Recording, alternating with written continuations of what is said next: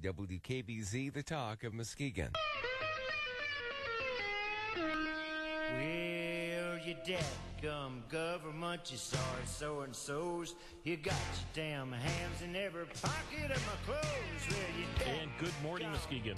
And happy Mother's Day to all the mothers out there in radio, podcast land, iHeartRadio land, and computer land. And happy Sunday to all of us sons and daughters of those wonderful mothers. This is EyeOnMuskegon, and I'm Jim Riley here in Muskegon's Clear Channel Studios with my friend and engineer, that legendary Oscar Osbo. And back in the co-host captain's chair on the poop deck, we have Captain Fred Birch. Good morning, Fred and Oscar. Good morning.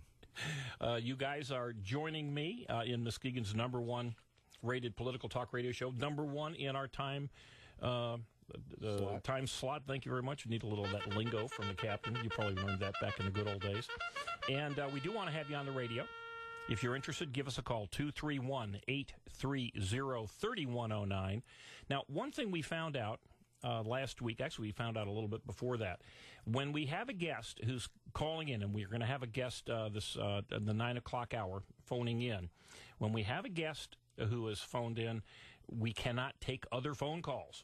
And we're going to have a guest today. So if you want to call between now and 9, or call sometime after we hang up with our guests. So just keep that in mind. And again, that's really what this show is about. We want to get you involved. And if you're not inclined to call, then we're certainly thrilled that you're going to be listening, because we've got lots of things going on in Muskegon County, some good and some not so good. Lots of interesting stuff happened this past week. And I will talk a little bit about our guests, but I'm going to start off with on this day in history, and I'm going to come back to it. But on this day in history, in 1648, poor Margaret Jones of Plymouth, Massachusetts, was found guilty of witchcraft and sentenced to be hanged by the neck. And thankfully, this was before Mother's Day. But the reason I mention this is, of course, we all know that witchcraft and the witches and the hangings and all this was really the result of a mass hysteria. And in our 9 o'clock hour, we will have, I think, an interesting and very timely guest, Jim Lakely, who is the Director of Communications of the Heartland Institute, which is headquartered in Chicago. And they're a nonprofit research and education organization, and their expertise is aimed at free market solutions to the various social and economic problems that we've got, that we face every day. Certainly our leaders face every day. We face the results of those problems every day. But we will be talking about wind power in the context of what they're going to be having, which is the International Conference on Climate Change in Chicago, which will be held next week. Interestingly, the 2 days or the 3 days following the NATO summit in Chicago, and I don't know if you've been following this at all, but apparently the anarchist groups throughout the world now are rallying, going into the Chicagoland area. Well, they can't fly. There's a no-fly zone that's going to be put over the Chicago area, so they have to walk in. Well, they'll be able to fly in on commercial jets, at least for a certain period of time. But they won't be able to buzz the various locations. But it's a sign of the times that people who hate our capitalistic system, and that's what we are. We are a capitalistic country. That people who truly hate it, I mean, they show it by their posters and by their very actions, are allowed to get away with what they are allowed to get away with. You can imagine if it was a bunch of Baptist ministers out there breaking windows in support of, let's just say, abortion and things of that sort, they would be rounded up quite quickly, imprisoned, or certainly jailed, and sentenced to prison at some point. So we have a situation in this country not unlike what the Germans had in the 30s, where certain groups are allowed to go out and thuggishly impede progress, impede the lives of other innocent people and businesses, and other groups are not allowed to do that. So that's an unfortunate situation, but we are not hanging yet those who disagree with the global warming church.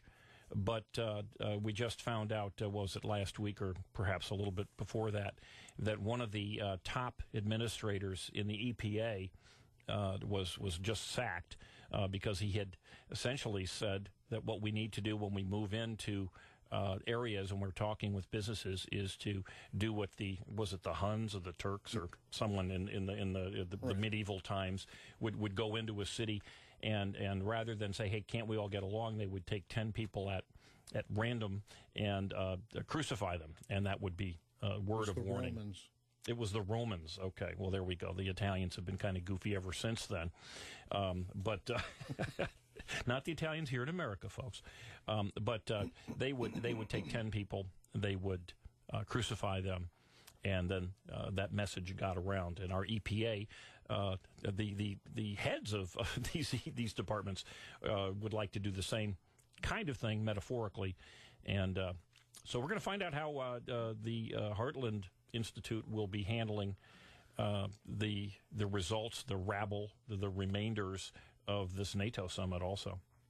Well, and also, when we talk to them, we've got the big wind power situation that was announced this last week with the signing of the deal here in Muskegon. So. Exactly, and that's why that's one of the reasons that I asked Jim to come in, or at least to be our phone-in guest today, because our county, now at this point, we're not spending any money, and from what I've been able to discern in looking at this contract that was signed just on Thursday by our Muskegon Board of Commissioners, all they did was give the rights to GAMSA, which is the company that is developing this wind farm out, or is planning on developing this wind farm out at the county wastewater site, giving them the exclusive rights. I believe it's $50,000 a year will come back to the county. And so I have no problem with somebody looking at it.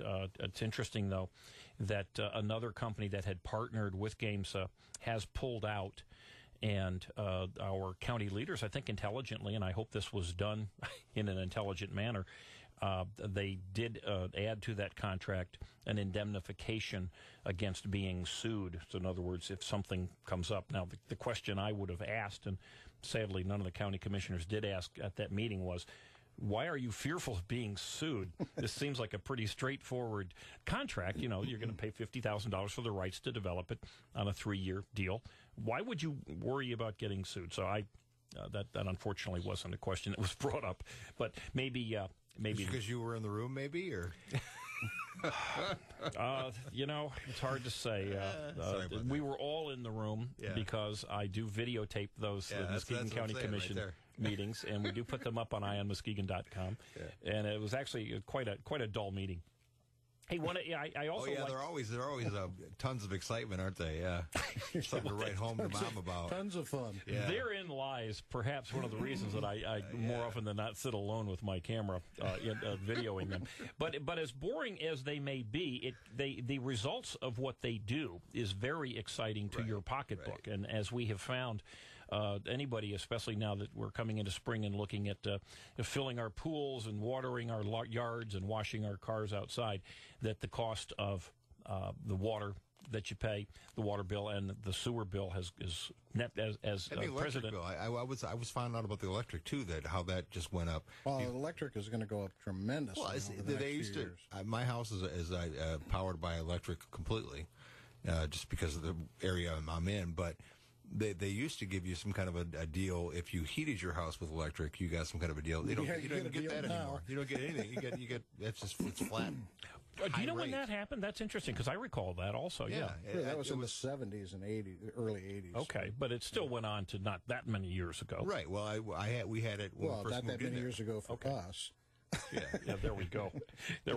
Well, yes, and again, so while these meetings may be boring. And I can assure you many of them are, but it is important that we get involved, at least, and I'm certainly glad that I attend these meetings. I know Fred has attended meetings, and many others who are going to get more politically active are attending these meetings because the ultimate results really matter to us. And a question came up. Somebody, a friend of mine and I were chatting about possibly running for public office, and we'll talk quickly, make sure we don't forget, because Tuesday is an important day to sign up if you want to run for public office. But we were talking about what we can accomplish, and are there really serious problems? And I think the biggest thing that anyone who can run for office at any level, be it the county, the city, the township level, or the library board, or what have you, is that you can see the information, and we can all be the Paul Revere of our community or of that board and get the information out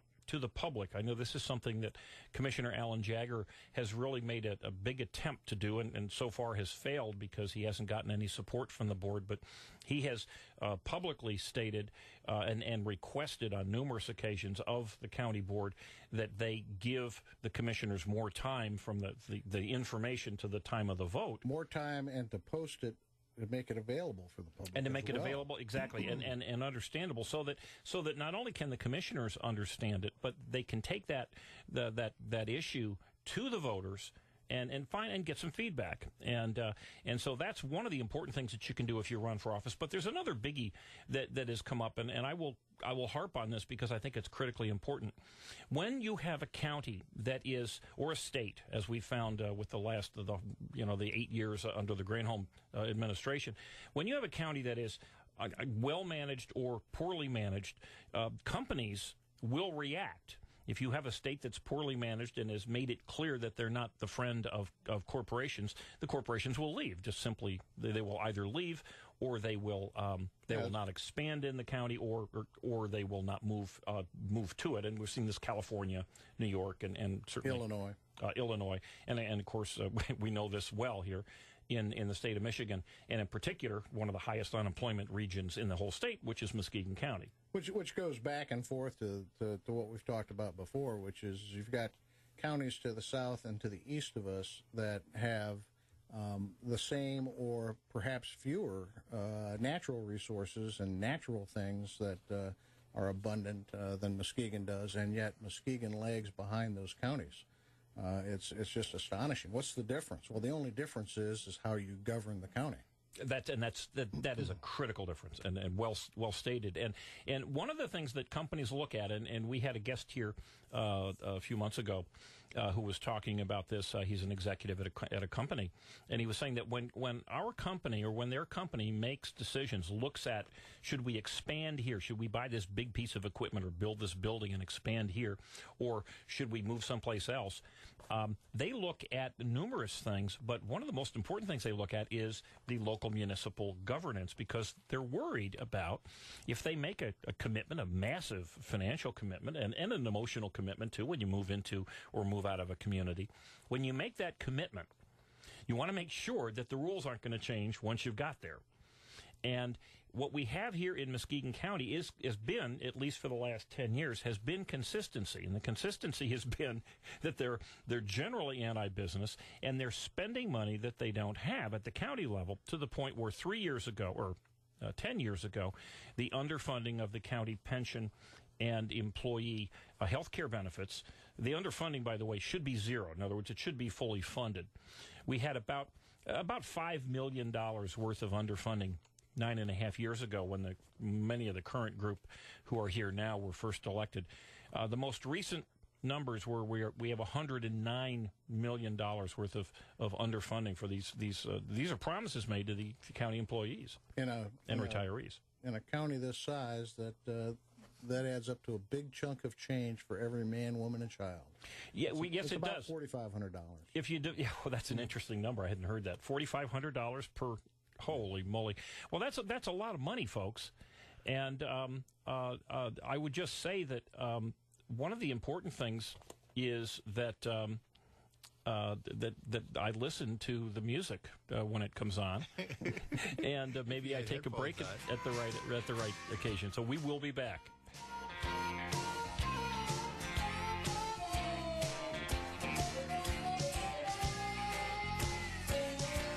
Double O Audio and Video offer a unique blend of services with life stories, memorials, documentaries, along with HD commercials and video editing, music video, all with some of the best prices offered and years of experience on top. Also, Double O Audio and Video offer video transfers, 8mm, Super 8, VHS, VHC, slides, all formats transferred to high-quality DVD. Double O Audio and Video. Go on the website at oo-video.com. Double O Audio and Video. I can solve difficult problems for a Fortune 500 company. I can run a successful business. I can manage your home improvements. I can publicize your message. I can motivate your audience. I can put my military experience to work for your company. I can teach your children. I can boost your bottom line. I can add value to your workplace. I could be a loyal and productive employee. But I can't put my skills to work for your organization if I'm not given the opportunity. If you don't recognize my talents and ability. If you don't hire me. If you don't have an open mind and a workplace that's open to everyone. If you don't realize that America works best when everybody works. What can you do? What can you do? What can you do? You can remember that it worked. It's what people can do. It's what people can do that matters. Nearly 50 million Americans have disabilities. Capitalize on their talents with employment practices that benefit everyone. Learn more at whatcanyoudocampaign.org. Car number 7 is pulling into the pit. What's my winning diabetes plan? Start taking action now for diabetes. Medications. Got them. And my insulin supplies. Exercise. Most days. Blood sugar level? On target. Diet? Eating healthy. A1C? Under control. Managing diabetes, including controlling blood sugar, is a team effort that requires a plan that's right for you. For more information, visit standfordiabetes.org. A public service of TCOYD made possible with support from Sanofi Aventis US. 1090 is the talk of Muskegon. Well, you dadgum government, you sorry so-and-sos. You got your damn hands in every pocket of my clothes. Well, you dad. And we are back, and I've even got my headphones on, so we can do this like the professionals that we are. We were talking about the amounts that the county, and again, this is just an example. This is, again, why this show, you may be listening to us all over the country as you can on iHeartRadio and on your computers, but the same kind of thing happens wherever you live. And if you live in California, you're seeing companies leaving and people leaving in good measure because the state and the local governments are not helpful to bring in corporations. Just as an aside, yesterday they came out with a report that California's new deficit is $16.9 billion. That's up from $9.6 billion that was estimated in January, so it's almost doubled since January. Holy moly. Yeah. And that's a deficit that by law must be made up. Well, it's there. Let me add to that, because I saw the number and I said, boy, well, as big as it looks, it's probably way less, because these deficits, those are cash deficits. For instance, Muskegon County, and I've heard some of the Muskegon County leaders say this, I've said we're broke, and the Muskegon County leaders said, oh, we're not broke, we can pay our bills. We still have checks.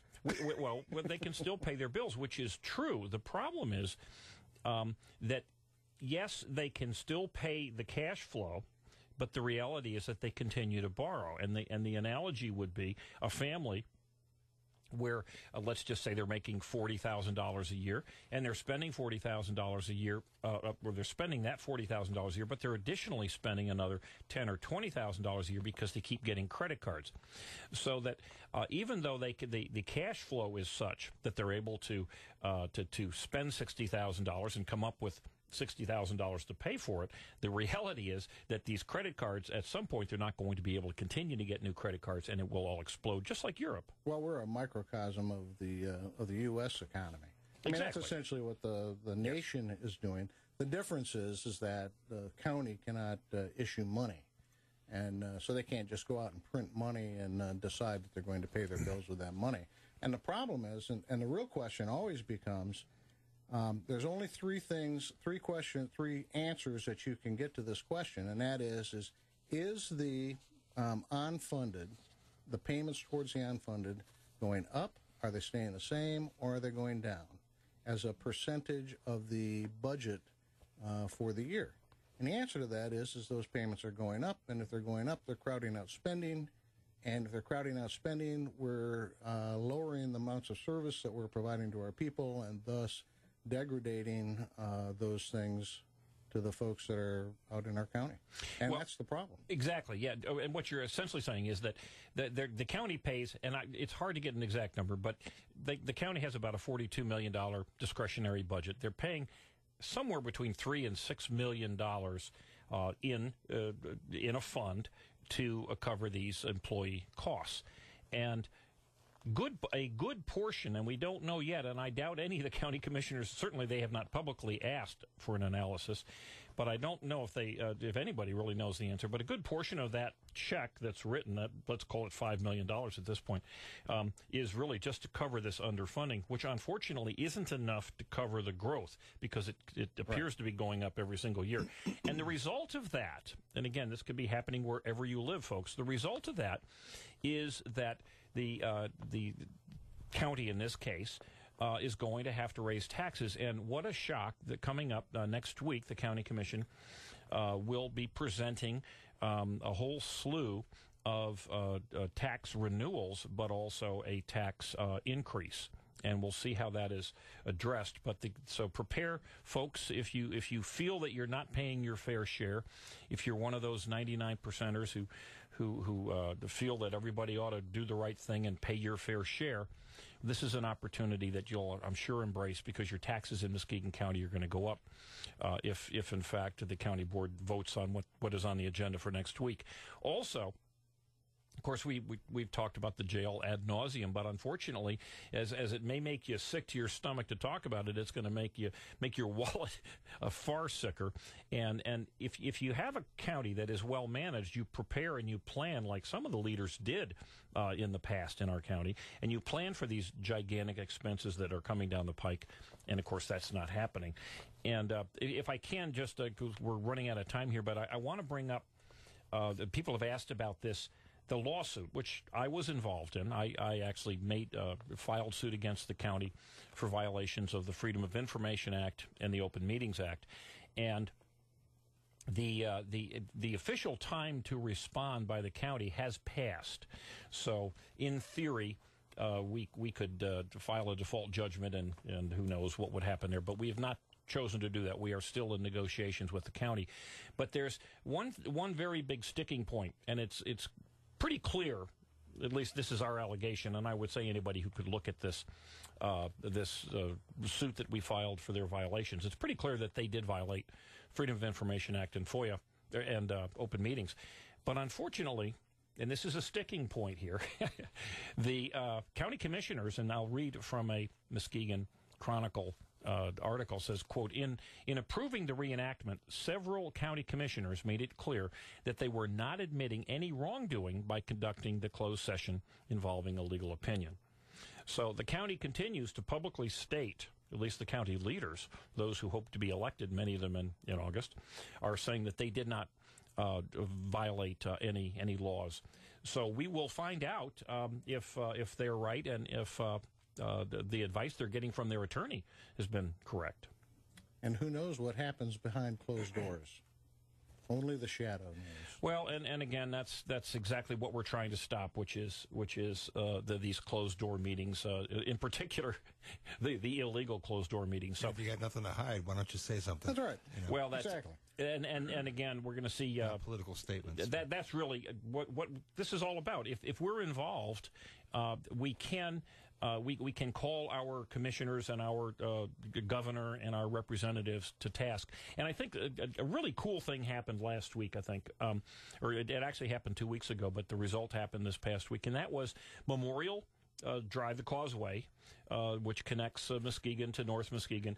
At least one lane was opened, and there was some work that was being done farther up on US 31, which was combining to cause an enormous terrible and dangerous. It was a great Sunday when we went home. It was actually opened up. The bridge was actually opened. Okay. On that Friday evening, I was caught in it for an hour and a half. Yeah, me too.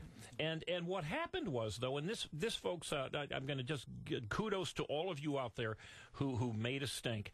And the reality was that we contacted our elected officials, our state reps, our state senator. Some of you contacted the governor's office. Some of you contacted your county commissioners, and you made a stink. The Chronicle, to their credit, jumped on this thing too, and we got some response. We are not helpless. We have the ability to really create change in our community, and good for all of us here. One quick thing. The final day to sign up to be a precinct delegate, or a candidate for public office for this coming election is on Tuesday, 4 o'clock at the county clerk's office. And this is a great opportunity. Folks, this county is a wonderful spot. We can change it. We can make it a better county. But if you're going to sit on your bunions and you're just going to, grab another elephant ear and complain, well, then you're going to get, sadly, what you will deserve. We need some heroes out there. And I'm hungry now. Well, it's not everybody can run for office, but everybody can run for precinct delegate, and it costs you nothing. All you need to do, you must go to your city or your township clerk, but you can become part of the answer as opposed to part of the problem. And right now, the big answer that we want to fill is how the bill's going to get paid for the studio. So we will be back with the Heartland Institute folks right after this break. Oh, don't you love me sometime?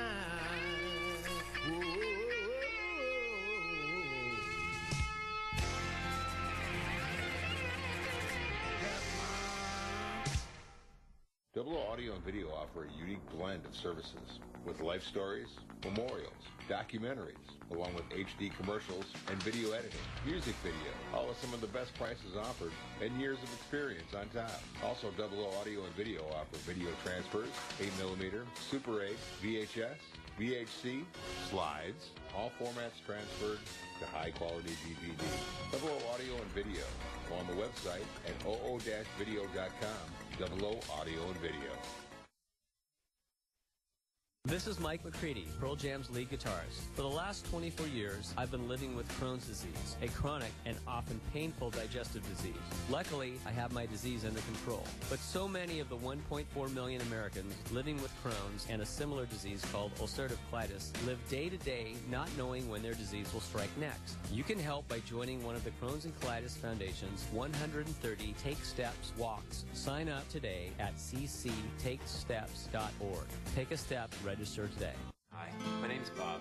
Hi, Bob. I see this ad on TV. Says I can reduce my debt by 50%. I call. They told me to stop paying my bills, stop talking to my creditors. They'd take care of everything. I gave them thousands, but most of it went to their fees. Getting out of debt is neither quick nor easy. There are those who will tell you anything to win your trust. I'm more in debt now because the fees and interest on my cards kept piling up. Talk to your creditors directly, or to find a nonprofit agency near you, visit debtadvice.org. I knew I had a problem. I tried counting calories, eating and eating. Nobody else could possibly understand. We understand. We're Overeaters Anonymous, and we have helped thousands of people stop their compulsive eating and start living a healthy, rewarding life.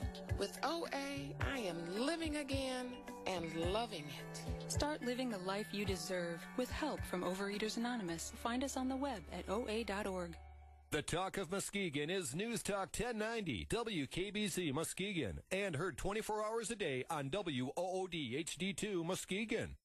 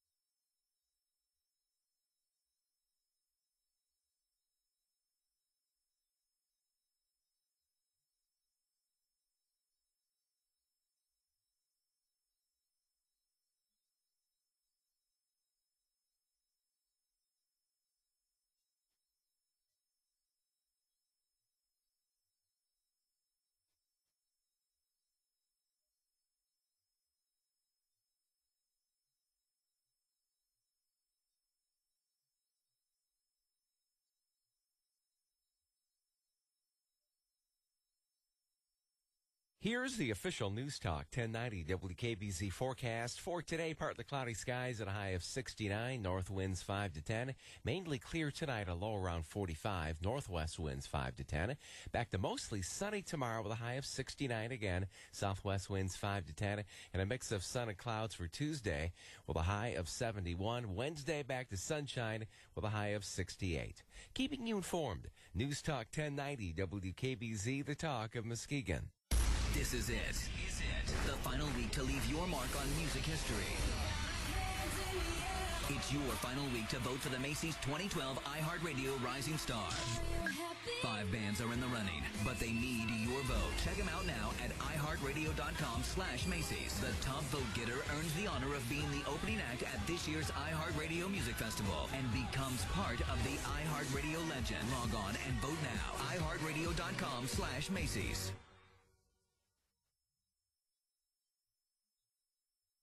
You got your damn hands in every pocket of my clothes. Well, you gum dat. And we are back at Eye on Muskegon. Jim Riley, Oscar Osbo, and Captain Fred Birch. And we are we're talking to a time zone handicapped gentleman from the Heartland Institute, Mr. Jim Lakely. Good morning, Jim. Good morning, fellas. And happy Mother's Day to you. Same to you. Jim is the communications director. That's true. Okay, of the Heartland Institute. And as we mentioned earlier in the show, that the Heartland Institute is a nonprofit research and education organization. And your prime interests are the free market solutions to the various social and economic problems that we all face at one point or another in our country. And we asked you in, Jim, because, and thank you for getting up this morning out there in Chicago.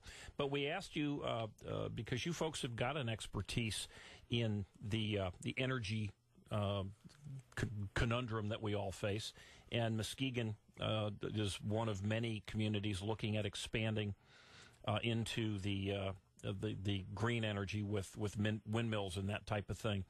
And to my way of thinking, as we've seen many of these windmill farms, sucking energy or sucking money and federal dollars primarily, sometimes state, and not really producing to the level that they were promised. You folks, I know, have done some deep insight and analysis of various windmill farms, if you will.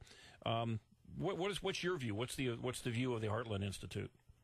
Well, wind farms, they seem like a good idea, but in reality, they're expensive, they're unreliable, they're boondoggles, and they've been propped up by the federal taxpayer in this country for 20 years and have never been able to stand on their own.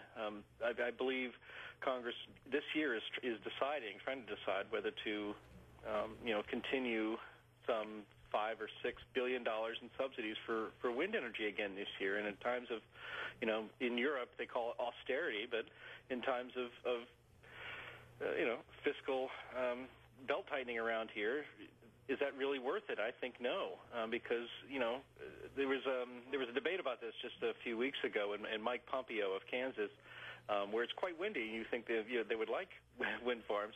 He made the point that every time this bill comes up, the wind farm industry says, we just need a little bit more time, a little bit more time. They've been saying that for 20 years. It's time for them to figure out how to do it on their own instead of with the American taxpayer propping them up. Well, what is the little more time that they want? What is it that they ultimately expect to evolve into that would stop the need for these billions and billions and billions of dollars of subsidies? Actually, I'm not sure what exactly they expect this to evolve into. I think they just expect to always be subsidized. The reality is, wind power amounts to just about 1%, between 1% and 2% of the total amount of power in this country. And despite all the subsidies, despite all California alone has about 14,000 wind turbines. There is no way to make it sustainable. That's really the truth, and Europe is proof of that. Just smaller countries. If you think of England as just being like the size of Texas, so it's just one American state, or Denmark being the size of New Jersey. them as countries have tried wind power and tried to make it work, tried to make it sustainable, tried to make it reliable for their energy plan, and they can't do it. So if they can't do it, there's no way the United States is going to do it. I just think the wind industry just has their hand out for as long as they can, because Congress and people in Congress are just, I think, a little gullible and think that eventually that something will work out and that it raises their green bona fides, but there's really no future for it. Well, now we're seeing, of course, the Solandra, the company that made solar panels, and there was, golly, it seems like almost weekly there's another, unfortunately not well publicized debacle and demise of another highly subsidized company from U.S. tax dollars that collapses or gets into some serious trouble. But we know that the solar industry is in trouble for a lot of reasons. You said that there's going to be a discussion, I don't know, is that going to be happening in 2012 about continuing these solar subsidies, or is that going to be happening in 2013? No, it should be happening this year. By the end of the year, they keep kicking it around, and I think a lot of the green subsidies overall for solar and for biomass and for wind has to be renewed every few years, and this just happens to be the year that it comes up again. So it's been in discussion here and there. Hey, Jim, this is Fred. When you're talking about wind subsidies, what percentage of the cost for whatever unit you want to use of electricity is actually subsidized? Is it 30%, 40%, 60%? That's a very good question. I don't know. I'm trying to think offhand. Just waking up, guys. But just thinking it over. The answer is quite a bit. You could look it up. I guess we can all use our Google machines and figure that out. But I do know that, overall, total green subsidies from Congress for 2011 was $24 billion. I mean, ethanol was the biggest gain from that, about $6 billion. But wind wasn't far behind, with about $4 to $5 billion.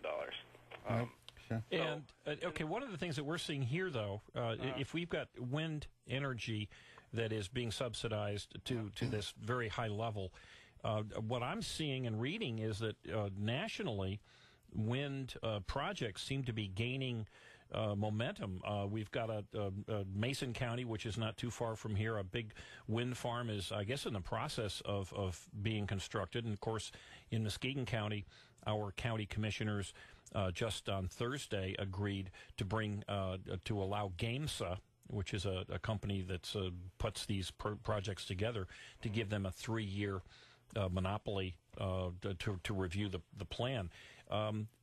What happens if the obviously it's a political year, and these are going to be political decisions. At some point, let's say you've got a wind farm that's built as opposed to ours, which is not built. But at some point, if these subsidies are reduced, what happens to the big wind farm that we've got that's already up and operating? It probably rusts and goes unmaintained. I mean, the subsidies, and we're talking about tax breaks as well as direct grant payments to these companies to keep their windmill farms going, because there is a lot of maintenance involved in a wind farm. And again, they don't just get tax breaks for that maintenance, but they also get grants to help put them up and help maintain them as well. Direct federal money from the taxpayer to make this happen. And without that, wind power is just not sustainable. It would not continue. You know, a lot of these projects, they have to include several billion for decommissioning, or I'm sorry, not several billion, but like $1 million or $2 million, depending on the size of the project, to decommission these windmills and take them down. I don't know if that's the case with the Games of the USA there in Muskegon, but it's quite common. And I think you would just see these things come down because without the federal taxpayer propping it up, they can't sustain themselves. So if, in fact, we sign, we've just done proposals right now where we've just guaranteed that GAMSA is allowed to study the wind, and they would be the party that would have the capability to put it out on the site that they're talking about. So there aren't any contracts put together. But if we move forward, and here in Muskegon, what you're suggesting is that our commissioners should insist on some amount of money be put into escrow in order to decommission these wind turbines if the project goes broke, if the company goes broke, et cetera? Yeah, that would certainly be a good idea. I know that your local politicians there consider the using a wastewater land for a different purpose and for something like wind farms. I mean, it sounds great. It looks terrific in the newspaper. It looks great in a re-election flyer. It makes them look green and all that's fine. But there are consequences to this, and there are real-world decisions to be made here. Gamesa US, I was looking this up yesterday. Gamesa is a Spanish company, and they posted a $21 million euro loss in the first quarter of 2011. That should be a concern to people there in Muskegon. That is this company going to be around for the long term to take care of these windmills?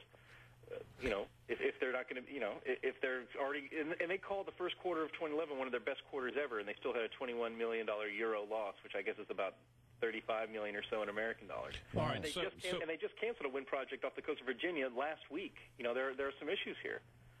All right, so but at least at the point where we are in Muskegon, where unless there's more to this story than we are aware, the only thing that's happened here in Muskegon is that we've given them an exclusive option to develop it for a relatively small amount of money, $50,000 a year. Right. Well, let me ask you this. Let's just say that Gamesa is able to start developing, because they were talking, interestingly enough, the gentleman was at the county commission meeting here. They were talking about having this thing up and running in 2014, 2015. So it's not like they're going to sit there for 3 years. But let's say that they get this thing half built. You get, 20 towers up, and but they're not fully up and ready to go, and they belly up. What happens then? That's a good question. Has it happened in the United States? It certainly happened in Europe. But what happens in those places?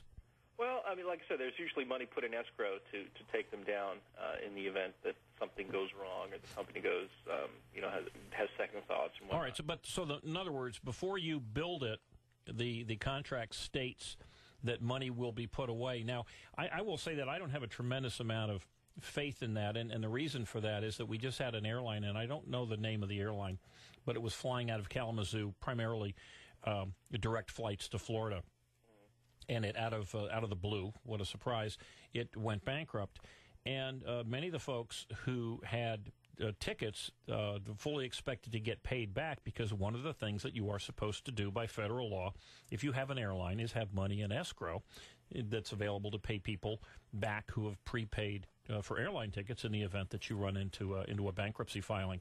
Well, shockingly,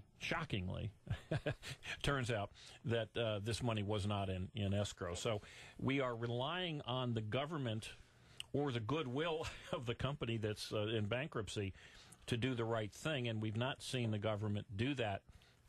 Historically, when government oversight is provided, it doesn't seem to be all that good. We know we've got, just as another example, we saw J.P. Morgan, the largest bank in the United States, just came out with a $2 billion trading loss.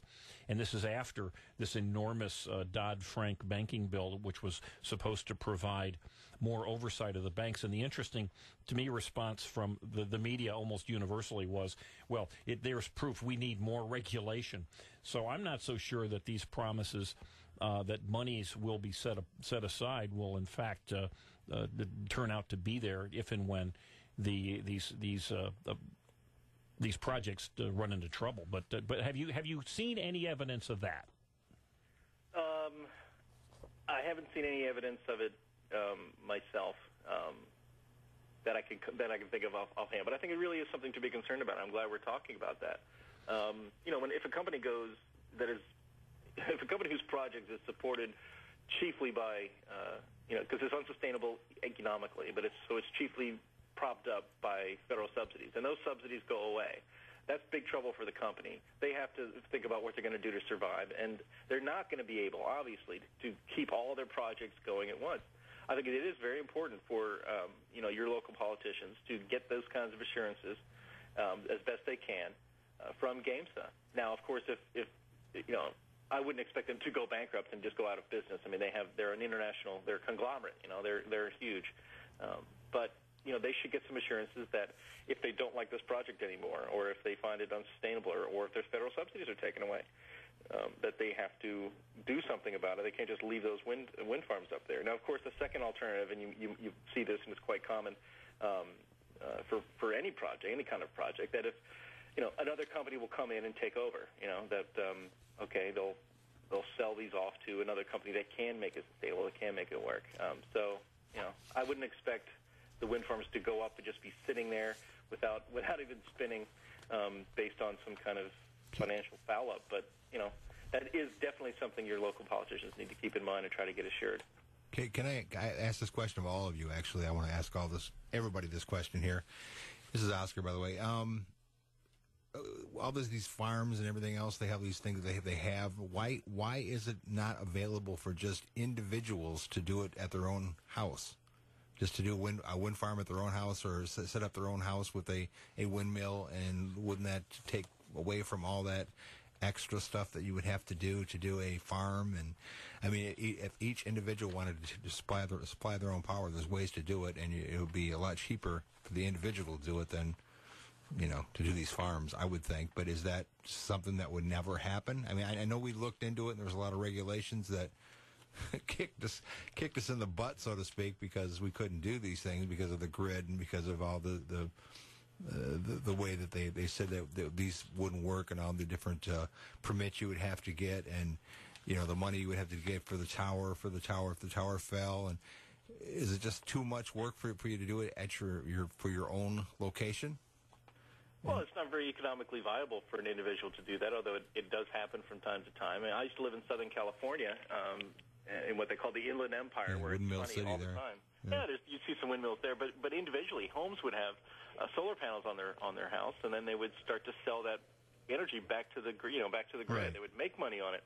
That's a little different because the sun is out 360 days a year, and so it's pretty reliable. The wind has to blow a certain speed to make it work, and it's very intermittent. I mean, that's one of the big problems with wind in general, is that it's not reliable enough. In fact, you need the coal-fired power plants, the nuclear power plants, the natural gas power plants as backup for these wind farms. Well, so even if you had a successful wind farm, I know I was in mid-Wisconsin last summer, and they've got an enormous wind farm out there. It's really kind of cool to look at, and if you like gigantic structures on the prairie, if you will, and bird bodies flying everywhere, and little dead Donald Ducks everywhere. But in the event that you've got a giant operating one of those, isn't the ultimate problem, though, that since they require federal subsidies, that the electric prices, as the President of the United States, Barack Obama, has so famously said, that won't electric prices necessarily have to skyrocket, because the problem that we're facing here in Michigan, and I think it's probably the case in other states, was that our politicians many years ago said that we had to get, in our case, I believe it's 10% of electric must be generated from what they call renewable sources, and that is kicking in, I believe, within the next couple of years. But again, that's a political issue, not a practical issue. Well, I know that it's absolutely a political issue as opposed to a practical issue, and I know that there are groups lobbying. I believe this was tabled last year, but I know that there are groups lobbying now to increase that 10% requirement to 15%. What are you seeing on that nationally? Because you can imagine what that's going to do to our electricity costs. Oh, of course. I mean, that's, as you mentioned, that's one of the most famous quotes by Obama, and I wish people would realize this when they see their energy bills. Look, looking at the latest statistics from the Department of Energy, wind power costs about 8 cents per kilowatt hour, for the consumer, and coal is only 4 cents. Now, is that wind, just a question here, is that wind with its subsidy, or is that the pure cost? That's with the subsidy. So with the billions of subsidies, it's still, double of what coal is? That is right. It's still double what coal is. And the important thing here is that, as you mentioned, it's usually state by state. This is not a national issue, but it's a state by state issue where states impose renewable energy mandates, where they say that, okay, whatever your local power company is, you must get 10%, 15%, 20% of your energy that you sell to your customers from renewable energy. Well, okay, if we have to, we'll do that. So they get it from biomass, they get it from wind, they get it from solar, and they sell it to you at a huge cost because they have to pass those costs along to you. I mean, the laws of economics do not end because of federal mandate, because Congress has said something or your state government has said something. The law of economics are real, and those laws are affected. You know, you're affected by those laws just like everybody else in the energy department. So let's just take a situation here. Let's say that we build these wind farms here in Muskegon County, and of course in another adjacent county, Mason County or a nearby county, is in the midst of getting their wind farm up and running. Now, we don't have a shortage of energy here in the state of Michigan because our governor and legislator kicked out so many businesses that in fact the demand for energy is not high. But so we have plenty of energy. So if we get these renewable sources of energy in there, our electric prices, and more importantly, the electric prices for the companies that would consider moving into our state or expanding within our state, their costs are going to go up? Absolutely, they're going to go up. And that's with the current massive billions upon billions of annual subsidies. Is that correct? That's right. In fact, it's kind of like at least a two-headed monster. I mean, one of the things that keeps unsustainable green energy projects going are the mandates from states that say you have to get X percent of your energy from renewable energy sources. That's why, I mean, it's a self-created boondoggle of a market that works from both ends. They mandate demand so that they have to put up these silly windmills. You know, learning more about Muskegon as I'm listening to you, that there isn't a huge power demand in that area of Michigan, or maybe the state in general, because of the loss of jobs and the outflux of people. It just makes this whole thing about having wind farms in Muskegon even more silly. I mean, you need to have the wind blow for the wind farm to actually work, to produce energy for you. That is unreliable and is hard to store. It's in fact impossible to store. So that's one of the big problems with it. We have to have energy when we want it. I woke up this morning at 8 o'clock, picked up the phone, it worked. I can't wait to see if the wind is blowing to get my phone to work. I mean, that's just not the way this economy and our society operates. You have to have it on all the time. But the idea that you have to have these wind farms up because of mandates to get a certain percentage of your energy from renewable sources is crazy. I mean, you need to have for the kind of wind turbines that are proposed to put up there in Muskegon, you need a sustained wind of 14 miles an hour. I mean, do you know how windy it is in Muskegon? Is it really, really windy there all the time? 14 miles an hour. Lately it has been, but... Well, actually, no. GameSA has come out, and one of the reasons, at least their explanation for how long this contract has taken to finally come to fruition was that Muskegon's wind is on the bottom end of the scale for it to be economically viable under current technology. Yeah, I know. I saw that myself. So, if you need at least 14 miles an hour, and Muskegon is at the low end of the scale, if they were investing their own money, there's no way they would put wind farm there. You just wouldn't. I mean, you have to. It's already kind of a sketchy proposition. You want to put it in a place where it blows a gale all the time, like, I don't know, like up the coast of Scotland or something. You don't want to do it in Muskegon. Again, if they were investing their own money, we wouldn't even be having this conversation today. But they're investing our money, so they're going to keep going forward with it. What is the future here, then? I mean, are we doomed? Are these things going to keep going on and on and on until we turn into Greece and everything collapse? I hope not. Look, the Heartland Institute's position on energy policy and subsidies is that we don't want subsidies for anybody. We don't want special subsidies and handouts for oil or for nuclear or for coal or for gas or for wind or for solar, for anybody. If your technology can survive on its own, God bless you, and let's use it. But if it can't, again, 20 years of propping up the wind industry. How long is enough? I mean, we're talking billions and billions of dollars that we do not have. But the alternative, for a project that will not work. The alternative fuels used by big business and the rich people. I guess I would include Al Gore in this, but the alternative is the polluting carbon dioxide and greenhouse gases that are destroying the Earth and will soon, at some point, destroy all life on Earth, including little babies and little deer, right? You're serious about that, really?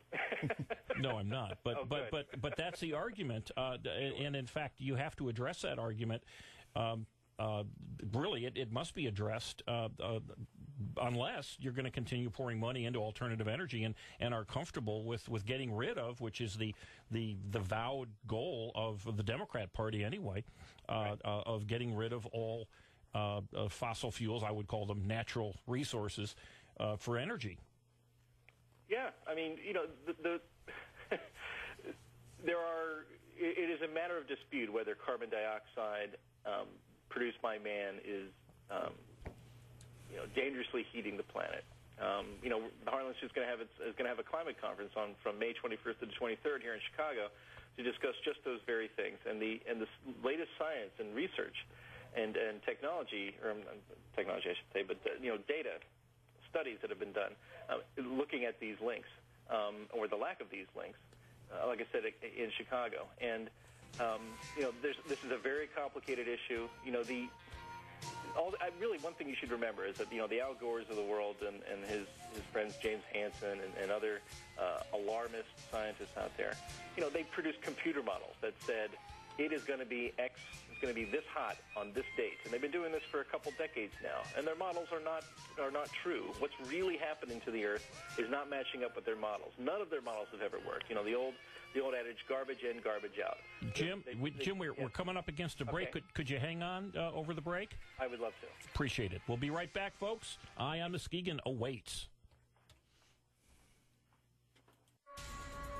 Attention, Michigan car and truck buyers. This message is for you. Benton Chevrolet Cadillac GMC has sounded the overstocked emergency alert system. Benton is wall-to-wall from Seaway Drive to Henry Street and bursting at the seams. We must move metal now. Shop our giant 20-acre motor mall and shop over 1,200 vehicles in stock and ready for immediate delivery. Get 0% financing, rebates up to $10,000, and during the wall-to-wall event, we'll pay you 120% above book value for your vehicle. Drive a new Chevy Cruze, 42 miles per gallon, just $109 a month. Chevy Malibu's 33 miles per gallon, just $119 a month. Or a Silverado 4x4, just $195 a month. Banks on hand for immediate approval, and nobody in Michigan sells for less. We must move metal now. We're overstocked. Sell your vehicle high and buy low at the lowest prices of the year. Shop the 20-acre motor mall. Benton Chevrolet Cadillac GMC, both sides of Henry Street, Muskegon. Don't miss this sale. Double O Audio and Video offer a unique blend of services with life stories, memorials, documentaries, along with HD commercials and video editing, music video, all with some of the best prices offered and years of experience on top. Also, Double O Audio and Video offer video transfers, 8mm, Super 8, VHS, VHC, slides, all formats transferred to high-quality DVD. Double O Audio and Video. Go on the website at oo-video.com. Double O Audio and Video. Wow, this place is so adorable. I can't believe we haven't stopped in sooner. Yeah, it's really cute. Betsy, look at these sweaters. 2 for $75, and they look amazing on our girls. Maybe they would. I'm not sure if it's the right size. Oh, come on. They're perfect. What's wrong? Suzanne, I have no business being in the store. I should not be shopping. Things are really tight right now. Tight? Are you and Michael having trouble? We're behind on our mortgage, and Michael is really worried. Listen, Bill and I had the same problem a few months ago, and we got some really great counseling, and it was free. I'm going to email you the information as soon as we get home. Suzanne, you're the best. If you even think you may be in danger of foreclosure, call the National Foundation for Credit Counseling. Certified housing counselors can help you work through your problems, and the service is free. Call the NFCC at 866-687-6322 or visit mortgagehelpnow.org. That's mortgagehelpnow.org. This has been a public service from the NFCC. A word from the cast of Hot in Cleveland. Want to hear a joke? Oh, yes. Sure. What's the #1 killer of women? Well, you're still here, so that rules out crankiness. And tracksuits. Heart disease. But that's a joke? No, it's an absolute fact, but the American Heart Association says you can save lives by passing it along to 5 women you love. Aww. So I'm starting with 3 I tolerate. That's a joke. Find out more at goredforwomen.org. News Talk 1090 is the talk of Muskegon. Well, you dadgum government, you sorry so-and-sos. You got your damn hands in every pocket of my clothes. Well, you And we're back at EyeOnMuskegon. We got the same crew. We got Fred, we got Oscar, we got Jim Riley, your host. And we've got Jim Lakely from the Heartland Institute, a conservative think tank. I guess I could probably call you that. Jim, got a question here. We're not going to keep you too much longer, and we do appreciate you being here. But you folks have got the International Climate Change Symposium, or what do you call that, coming up this next week? The 7th International Conference on Climate Change. That is correct. Okay. And you're going to be following this NATO summit. What's going on in Chicago? I see that the trains, the L and all the various trains now, they're soon to be imposing airport-style security. What's the mood of Chicago? The mood in Chicago is, what the heck do we get ourselves into? A lot of people are not going to be coming into work late next week and early, late coming this Friday and through Monday. My understanding is there's a no-fly zone of 10 square miles above the city of Chicago. If anybody, and there's an actual shoot-down order. The military is told that they have the ability to quickly shoot somebody down if they're flying in airspace they should not be in Chicago. Trains, I saw this the other day. I take the Metro train in every day. Starting, I think, Thursday, you can't have a bag any bigger than a computer bag or a purse that you have on the train. You can only have one of those bags. You cannot take any luggage with you. In fact, even coffee is on the banned list. I saw the banned list, no weapons and no coffee. Those are the two things I can't abide. I need both of those things to go into Chicago. Or at least to get out alive once you've been there. Your conference, which is actually, it's open to anybody, is it not? Oh, absolutely, yeah. It's open to the public. You can still register to attend, and of course, we're also streaming everything live, on the internet. Oh, from wow! the conference, all the stuff. So yeah, it's climate. How do we get that? How do we get that live streaming? The easiest thing is just to go to heartland.org, and you'll see a link to the conference right there. And then there'll be, come Monday, there'll be one of the links at the top that says videos. Will say watch live instead, and then there you go. Well, let me ask you something. I don't, for the life of me, quite understand why a NATO conference would bring in all of these agitators and anarchists.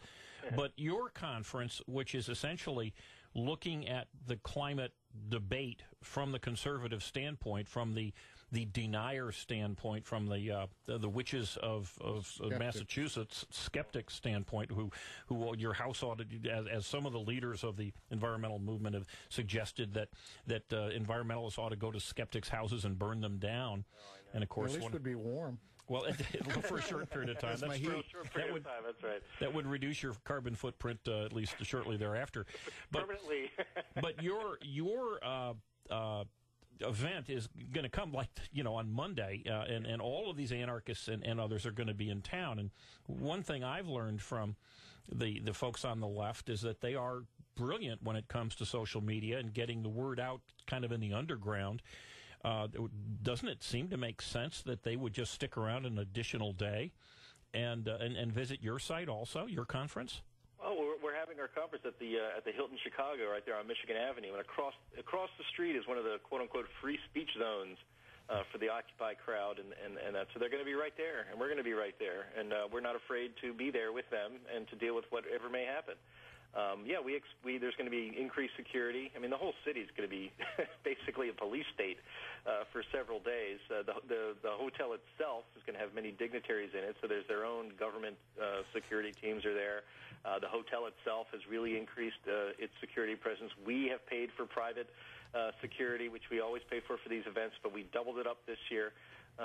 It's inevitable. We're not going to be scared off. We're not going to be scared off our mission of advancing free markets and common sense and real science on climate issues because NATO is in town and some weirdos are across the street. Look, one of the reasons we scheduled it at this time was precisely because of the NATO summit. The speaker at our first dinner, keynote dinner on Monday night is Václav Klaus, the president of the Czech Republic, who is probably the most sensible person and a very brave skeptic of man-made global warming in Europe. he started to convince some of his friends over there in Europe that this whole green energy boondoggle is not the way to go, that we need to sustain our economies first and not chase rabbits that, phantom rabbits down holes that run us into ruin. So, it was scheduled in part to dovetail with the NATO conference, and we were very pleased that Vakov Klaus had agreed to speak at our conference. It's going to be fantastic. Well, it certainly takes courage to be a politician, and it takes courage to be someone like yourself and your organization to stand up against the conventional wisdom as espoused by sadly too much of the major media in this country. I wish you well there. I certainly would like to have you and other folks from your organization back as time goes on. And in particular, I will be looking forward to seeing the conference. I was thinking about going down, and then I realized just the logistics might be rough. But I will be looking at it online, and we will follow up with you folks down the road. So thank you so much. Appreciate your efforts, and the best of luck next week. Thanks very much, Jim. Thank you. Well, here we are. Are we going to be going to break? Sure. Okay, we'll take a break here, and we'll be back to chat among ourselves about this and others. Well, you dadgum government, you sorry so-and-sos. You got your damn hands in every pocket of my clothes.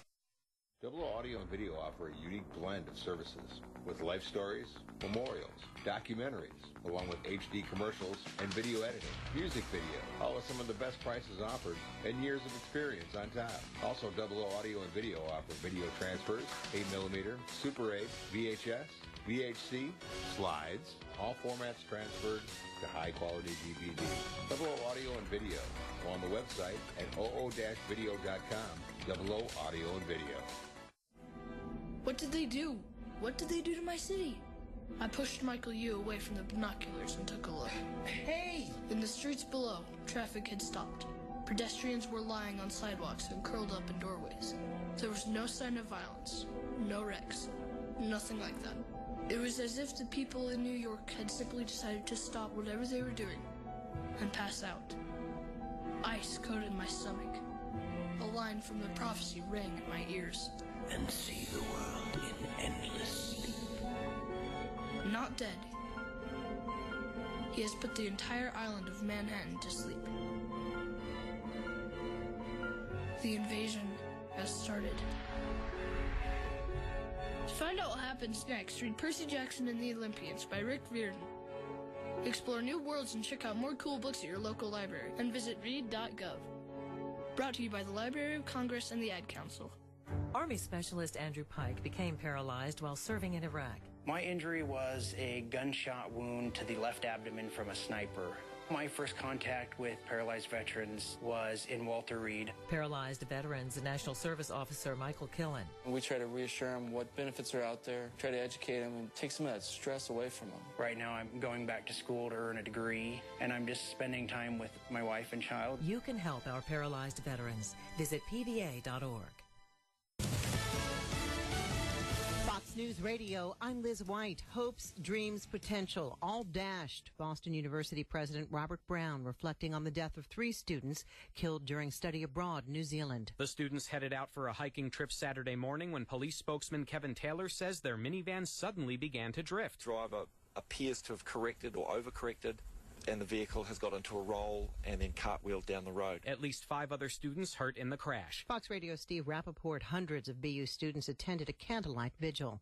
A Taliban official turned Peace Council member killed in Afghanistan. He is one of the 4 former Taliban ministers who joined the Afghan government after the Taliban regime was overthrown. Reporter Mustafa Kazemi, police say Arsala Rahmani was shot dead in his car at a traffic stop in Kabul. He had been trying to set up formal talks with insurgents. Fox News, we report, you decide. Here's the official News Talk 1090 WKBZ forecast for today. Partly cloudy skies at a high of 69. North winds 5 to 10. Mainly clear tonight, a low around 45. Northwest winds 5 to 10. Back to mostly sunny tomorrow with a high of 69 again. Southwest winds 5 to 10. And a mix of sun and clouds for Tuesday with a high of 71. Wednesday back to sunshine with a high of 68. Keeping you informed. News Talk 1090 WKBZ, the talk of Muskegon.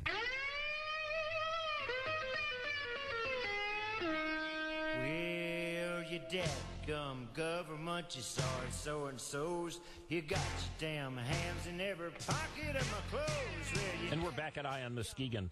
And we can now take phone calls, folks. So if you're inclined to give us a buzz, give us a call at 231-830-3109. And we'd love to get you on Muskegon's #1 rated talk radio show, any kind of radio show in our time slot. So we are ready to rock and or roll, or even both if you are of the mind to do that. Didn't know you were that hip. Yes, Sorry. well, rock and or roll. I don't want to do both at the same time. Is that politically correct way to say it? Rock and or roll? No, it's physically logical for someone of my age. Hey, a couple of announcements I wanted to get through, and I noticed these folks are doing a really good job. The LST for Veterans Day. Love those guys. Well, they've done a great job in promoting this thing. And I saw it on television actually this morning too. But on this coming weekend on May 19th, there will be Armed Forces Day, special events, exhibits, that kind of thing. And then we've got this. Well, they're actually they've got their job fair coming up. Which is that this weekend? I believe it's perhaps maybe the week after, and that's coming up also. The Milwaukee Clipper will have its annual benefit on Sunday, May 20th. This is going to be from, let's see, 11 to 1 with ship tours from 3 to 5. Definitely, we want to support the Milwaukee Clipper. We don't want to get lazy on any one of these organizations, be it the Silversides and the museum there, the LST and the Milwaukee Clipper. As Chicago found out, if you just sit on your bunions and you do nothing but eat your elephant ears, someone may come and snatch that prize away. Elephant ears again. Yeah. Well, oh I'm the first lady got me all geeked about everybody eating and doing the things that she approves of, and I'm sure that she would not approve of the elephant ears. Hey, one other event coming up this week: Girls on the Run, 4K, Saturday, May 19th. This is volunteers. They're looking for volunteers for Girls on the Run. This is at Heritage Landing, and you run through downtown Muskegon. Make sure to arrive early, and they have something called "Get Your Happy Hair for the Run." I suppose I won't be there for that. Well, you can use. Well, no, forget it. But this is via. Yeah, maybe Oscar could do it. But this is through Every Woman's Place, and you can give them a call at 759-7909, or just Google Girls on the Run. So these are some of the events coming up. Hey, one thing that just caught my attention today was a big... Hey, look, a squirrel. Yeah, that's the kind of attention you have. Well, pretty much. Well, no, actually, this is all perfectly scripted, so please don't let people know how we do things here. But really, 3 big birthdays that have a little bit to do with the Michigan area. Joe Louis, the boxer, the very famous boxer. Interestingly, his nickname was the Brown Bomber. I'm not sure that would be allowed today, but he lived and died Great with boxer. that wonderful name on Joe Louis. Stevie Wonder. Now, he went to the Lansing School for the Blind, and his real name, interestingly, was Steveland Morris. So Is that right? So he was probably desperately looking for a way to shrink Steveland, and Stevie Wonder. Probably wanted to get rid of Morris also. So he's now Stevie Wonder, and he was born on this day in 1950. And he did well at Motown Land, but anyway. Oh gosh, he's one of the few really who continues he is to this day. Well, they're doing a big tribute to him again too. So. Yeah, well, I mean, the guy won't die. He's our age. He's our age. He won't die. And the Worm, Dennis Rodman. Big Michigan-based at one point in his life. Yeah, well, basketball player. Yeah, well, maybe he doesn't stand with the rest of them, but nonetheless. And Joe, but yeah. Hey, can I shamelessly promote something real quick? Absolutely, please do. Of course, because you're on, of course, every Monday at 8 o'clock on Muskegon. Monday, television. Wednesday, Friday on Talking Muskegon. But man, you're on every Monday at 8 o'clock on Muskegon television. Though. Oh, that's right. Yeah. Yes, thanks to Oscar Osbo. But I would like to mention also that I'm going to be filming taping the parade for Fruitport Township, their Old Fashions Day parade for Memorial Day. We're featuring that, and also the one thing I was telling you about a couple of weeks ago that I filmed or taped was it's called In Honor. It was the White Lake Corral. I don't know if you had seen that or not, but that was quite an event. It was all in memory of all the our armed services. So. And where would folks be able to see those? They'll be seeing that on Muskegon television on Tuesday at 8. Tuesday at 8. Okay, so you're not going to stomp all over our show on Monday. Well, I was thinking about it. Yeah. but yeah, Tuesday at 8 for that one, and then also we're going to have the parade. It's going to be on 3 times in the Memorial Day. Oh, that's great. And this will be on Tuesdays. The parade also on Tuesdays down the road? Right. Okay. So. All right, and that's Muskegon. Now, that would be TV 38 if you got rabbit ears, which unfortunately, increasingly more and more folks are dropping their cable and satellite and going to the rabbit ears. And if you've got Comcast, it is channel 397. Our show is Monday at 8, and then I can your actually two get shows. 38 in Whitehall, which is kind of amazing, I think, because I'm with my little antenna on top of my roof. So, well, that's a great little channel. Actually, I was scanning some weeks ago, and I saw Route 66 was on channel TV 38, channel 397. People on love that Comcast. show. And honestly, what a cool show! Yeah, that is a great show. It's been a long time. Hey, one thing I did want to get to, Fred, you had done a little research, and you came up with a gem that I had not heard anything about this oil shale. Oh yeah, we're talking about energy. I was going to actually ask Jim about it, but the GAO came out with a report on Friday. I think it was actually in congressional testimony, where they were talking about the shale oil in the basin, and unfortunately I can't remember which basin it is, but it's the basin that runs from underneath Utah and down through down from Wyoming down through Utah, and they estimated that there is a tremendous amount of oil that's available, and that if we could extract 30% of the oil that is available in that basin, that it is equal to the entire world's known reserves, proven reserves. And that is just astonishing. If you think about that, it's astonishing. In one basin, not the one that runs up in North Dakota and South Dakota or up into Canada, but in that one basin that runs from Wyoming down through Utah, it is equal to the known world's reserves of oil. And they estimated that if we could extract 30%, and with today's technology, you can extract 30 to 50%.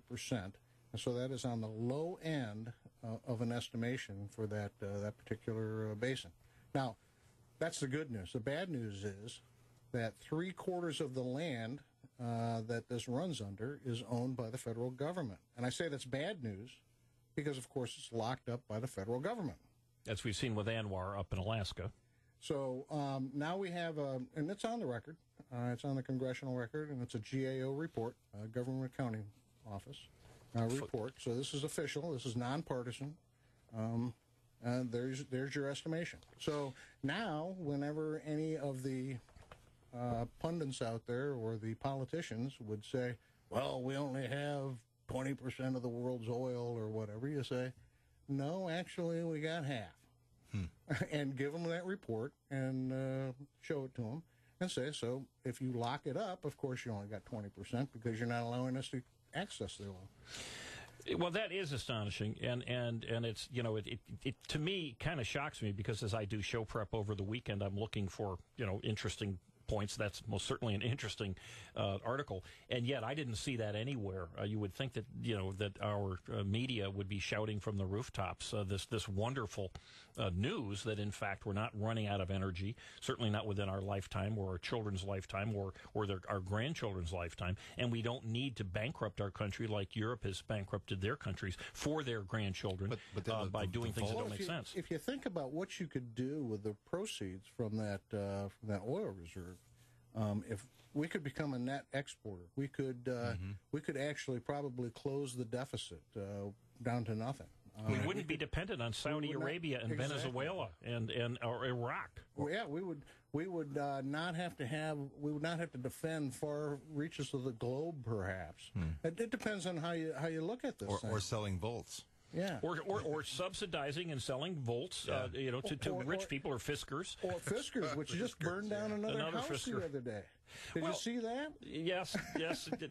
And again, the battery, the technology isn't there. I think this is, the most important point that maybe I can bring to this conversation is that there is little question, just by definition, at some point we will run out of natural resources that will provide us with the power. So we must come up with, as human beings, alternative energy. There's a little question that's going to happen now, whether it's going to happen in 10 years, as some of the enviro loonies have promised, or it'll happen in 1,000 years, or whatever.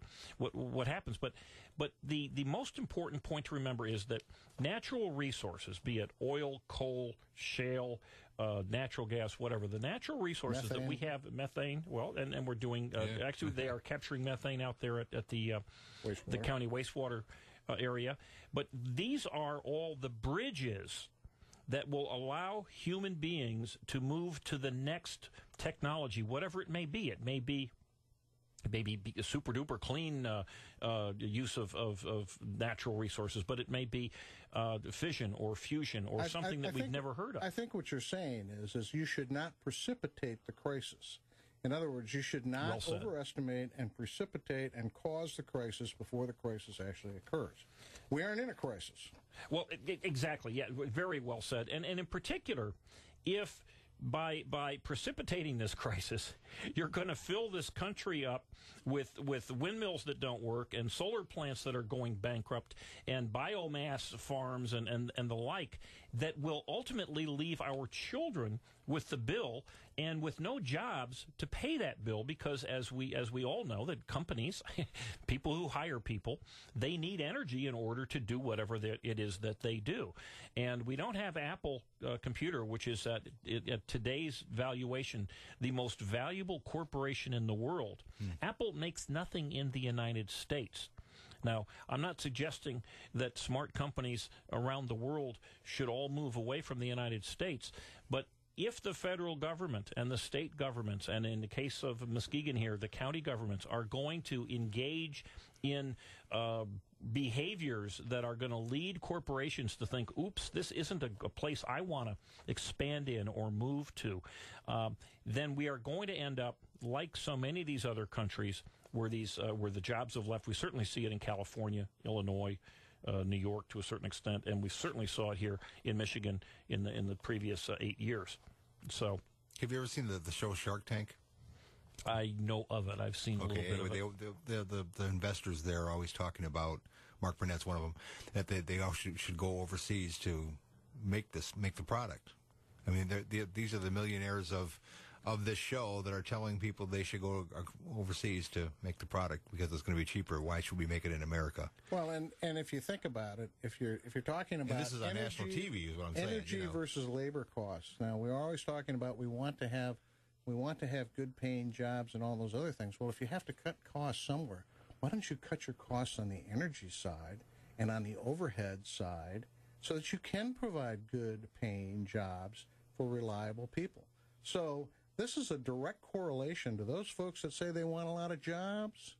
The way to do that is to have cheap and reliable energy. Wow, well said. You know, I've not heard a politician even say it the way you did, and I'm really impressed, because if you think about it, if you're going to, on one hand, say I want you to hire more people, and on the other hand, you're going to increase the cost of the company to do business, they're going to have to cut someplace. And we've seen this with McDonald's, where they're trying to do, and other companies trying to work as much as they can without the big problem, which of course is because of government intervention. The big problem all too often is human beings, employees. Exactly. Because you can operate with fewer employees, but you can't operate with no energy, or certainly less energy in many cases. Hey, we're coming up to the end of the show. A couple things I did want to just quickly touch on.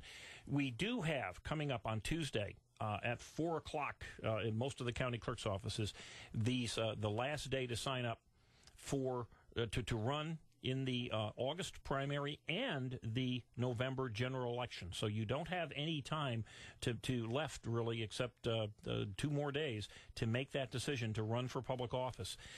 If you're not going to run yourself, which certainly I can understand that not everyone's going to go off and do that, but consider strongly, take a look at who is running, and strongly giving them a call and offering to support their campaign, and you can do that in any number of different ways. Now, next week we will be talking about who's going to be running in some of the more interesting races. I think that in my time living here in Muskegon County, we're going to have more contested races than I ever recall seeing. This is going to be a very interesting primary, which the primary election will be in August, and then, of course, the general election in November. So we'll talk about that. The biggest thing in particular, though, is you can run as a precinct delegate. And if you've got interest in that and questions on that, you can talk to your county clerk. Go ahead and do it. Don't forget to check us out on newstalk1090.com. Don't forget to check and look us up on EyeOnMuskegon.com. All the information is there. Thanks again to Oscar, Andy, Jim, Heartland Institute, and all you wonderful listeners out there. Well, Fred. Yeah, what about me? Oh, you know what? I got Andy. I thanked Andy from last week. Well, I'm thanking Fred this week. Andy too, but Fred in particular. Fred, when I'm done, I'll give you a hug. Cap. Thanks to Cap and Fred, and then now you got me all screwed up here. So, I mean, yeah, you said it was perfectly scripted. If it's not written here, it isn't happening. So, hey, stay tuned for Tom Sanaki's Polka Melodies, and next week we will put the eye on you, Muskegon.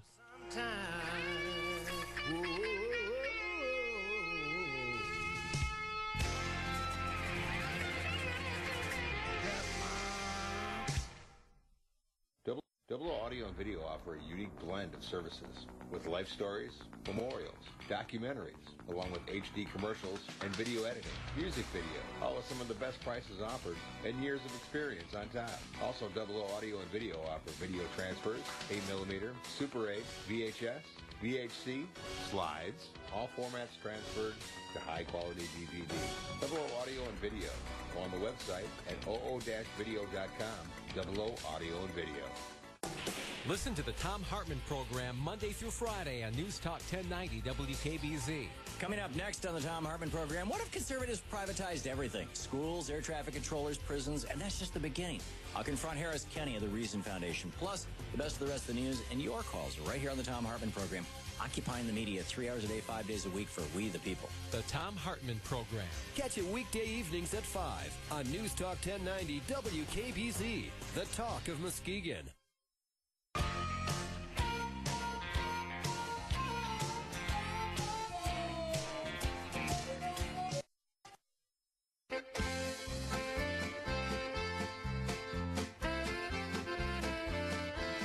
Happy Mother's Day. It's Sunday, May 13th, 2012. Time for you to give your mom a little call or maybe even a hug or a kiss. Give her something nice. It's Mother's Day. Happy Mother's Day to all the moms. Good morning. I'm Tom Sanaki from the Polka Melodies. All the way up until noon today, I've got a nice show just for the moms. Happy Mother's Day. Hello.